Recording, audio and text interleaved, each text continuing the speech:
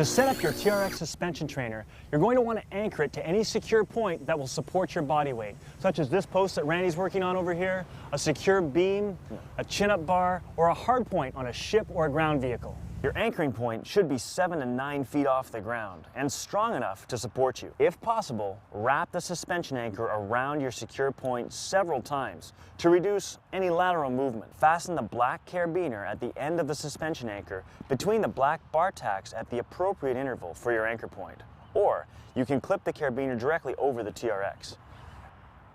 Make sure that the bottoms of the foot cradles are 3 inches off the ground when the T.R.S is fully lengthened. Always weight test the T.R.S to ensure a solid anchoring point prior to using.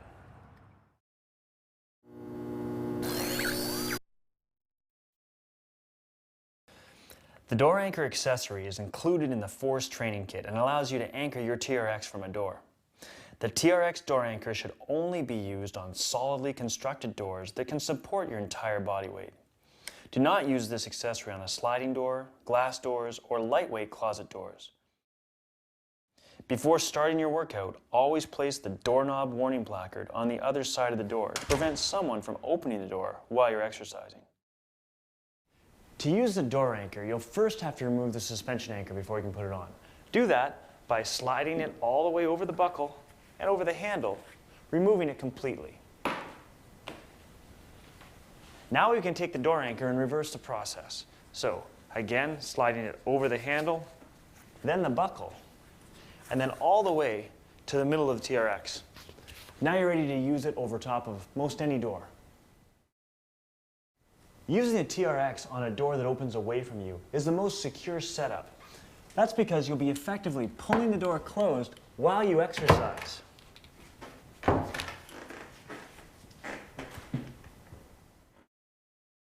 If you must use a door that opens towards you, be sure to slide the door anchor all the way into the door jamb before shutting it tightly. This will make sure that it doesn't flex open under load.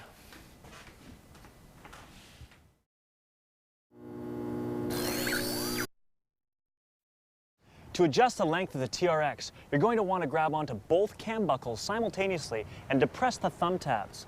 Then slowly lengthen it all the way out or till you reach the desired length. To shorten the T.R.S, you'll grab onto one side at a time, again grabbing onto the cam buckle, depressing the thumb tab, grabbing onto the tab and shortening it all the way up. Once you've done both sides, you'll be ready to go.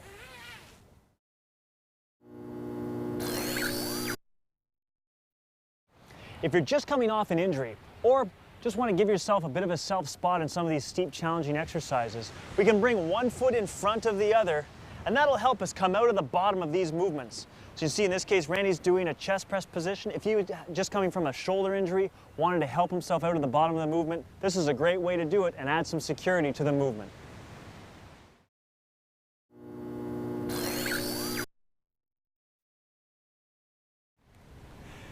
The T.R.S is not a pulley, and if you're going to use it like one, you're going to damage it and ruin it. What it is designed to do is to self-equalize. So in this case, if your hands are slightly offset, you can equalize them up and launch right into the exercise as quickly as possible. Use it like this, you'll have no problems at all, but never use your T.R.S like it's a pulley.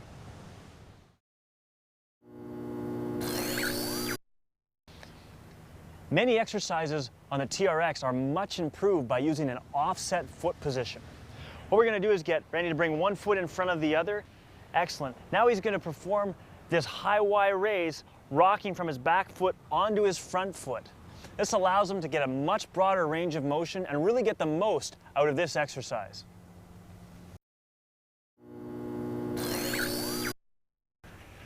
A common mistake that's made with the T.R.S chest press is to start off a little bit too steep, which means that you actually can't stabilize the movement. What that causes is a hand position that's too low, meaning you're going to rub against your arms like this, creating a slight abrasion. The easy fix is to take your hand position, raise it up so there's a slight gap between the strap and your arms, then you can do the reps without any rubbing at all. If you find you still can't stabilize the strap, you just simply have to move your position a little bit further forward, shallower body position, easier resistance, and you should be able to control the stress without any problems.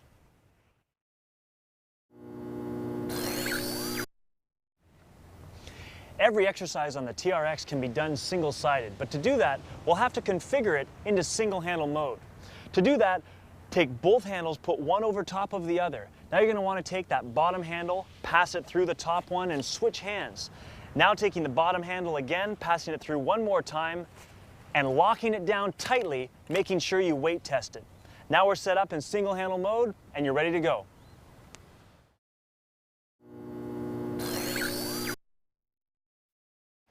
To suspend your heels in the TRX, you're first going to want to adjust the system so the bottom of the foot cradles are about 8 to 12 inches off the ground. Then from a seated position, you're going to want to put 2 fingers in the bottom of each foot cradle and suspend both heels in simultaneously. Now you're set up to do any of the exercises from a supine position requiring your heels be suspended in the TRX.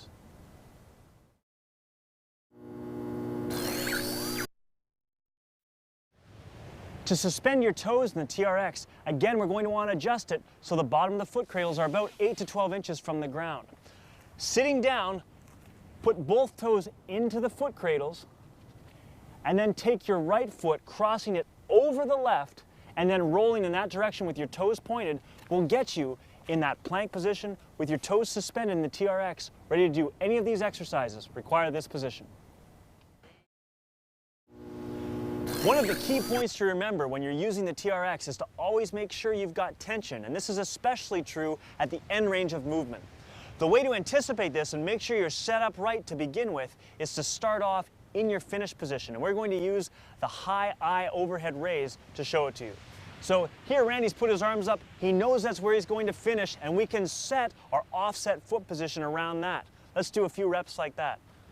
You'll see now as he comes up, we've got good tension on the TRX the entire time. If you don't have good tension on the TRX, it'll look like there's a big loop of slack at the top, just like this. If at the end of your exercises, your TRX is looking like that with all the slack in the TRX, change your offset foot position or play around with your start position and you'll get it right every time. The pendulum principle is based on the idea that gravity will always pull the TRX back to its neutral position, hanging straight up and down. Now, with a one-sided anchor point like this pole or a door or a Connex box, we'll only be able to work at neutral or in front of it. If we were working with an overhead anchor, such as a chin-up bar, we'd actually be able to work behind neutral, which would give us some easier options. We're going to use the suspended crunch to show you how this principle works. Randy's going to get down and put his toes in the TRX, getting into that suspended push-up position where we can show it to you. This principle only applies to those suspended exercises where your heels or your toes are in the TRX. Now to start off with, Randy's going to put his feet just slightly in front of the pole so it's pretty much in neutral position. Bringing his hips up nice and high and pulling his knees into his elbows. This is a challenging exercise for the core. If I wanted to really ramp it up on him, I can move his hands forward about a foot. And now you can see how far in front of neutral he is, and this is much, much more difficult as gravity's trying to pull him back to that neutral position. And that's the pendulum principle.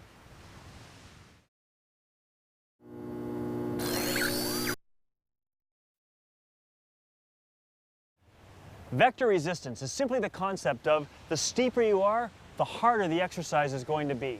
So with Randy, we'll start off using this back row. He's using a high row from a nice shallow position. This is really quite easy. Great place for people to start.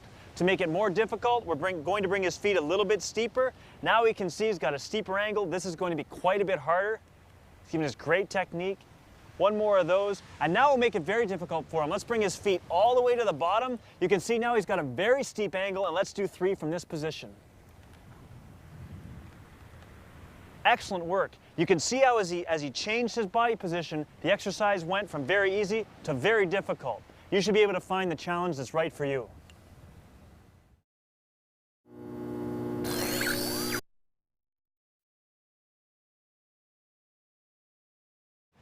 The principle of instability is really the concept of controlling your center of gravity over your base of support and using that, manipulating it to make it harder or easier depending upon what you're going for. We're going to use Randy and the chest press to show you this. To begin with, we're going to start off in a nice steep position with a wide stance. This gives him a lot of stability and allows him to really focus on strength.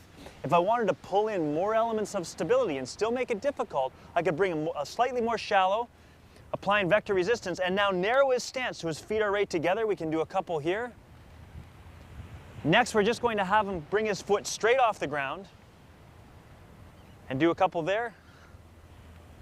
Excellent. And to make it more difficult, we can even make it wider with that stance, creating a big rotational force. You can really see we're demanding a lot of stability. Fantastic for Randy's core, and it's really going to drive his performance to the next level.